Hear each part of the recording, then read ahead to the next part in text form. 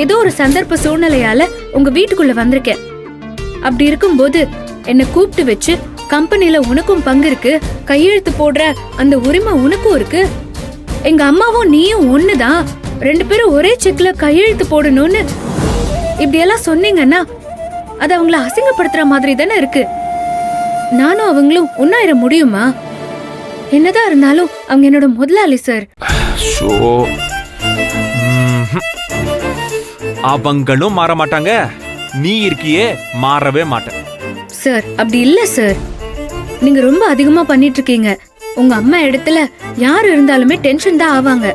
இத்தனை வருஷ காலமா கஷ்டப்பட்டு உழைச்சு இவ்ளோ பெரிய பணத்தையும் மரியாதையையும் சேர்த்து வச்சிருக்கும் போது சம்பந்தமே இல்லாம யாரோ ஒருத்தி அதுல பங்கு போட வந்தா மனசு கொந்தளிக்கும் தானே சார்.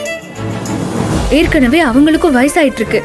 நீங்க இப்படி எல்லாம் செஞ்சு அது மூலமா அவங்களுக்கு வேற எதுவும் ஆயிடுச்சுன்னா என்ன சார் பண்ணுவீங்க?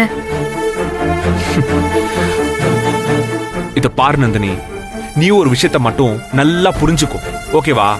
இத மேலோட்டமா பாக்குறவங்களுக்கு எல்லாம் எனக்கும் என் தாய் குலத்துக்கும் நடக்கிற ஈகோ சண்டை மாதிரி தான் தெரியும்.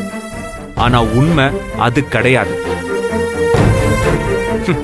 இது பணக்கார திமிருக்கும் ஏழைங்களோட உணர்வுக்குமான போராட்டம். இத அவ்வளவு சீக்கிரமெல்லாம் என்னால விட்டு கொடுத்துட முடியாது.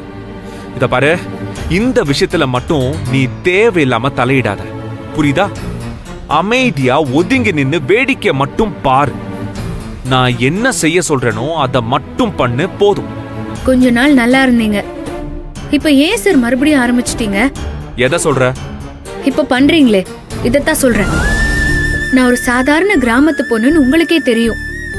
அதிகமாவும் படிக்கல.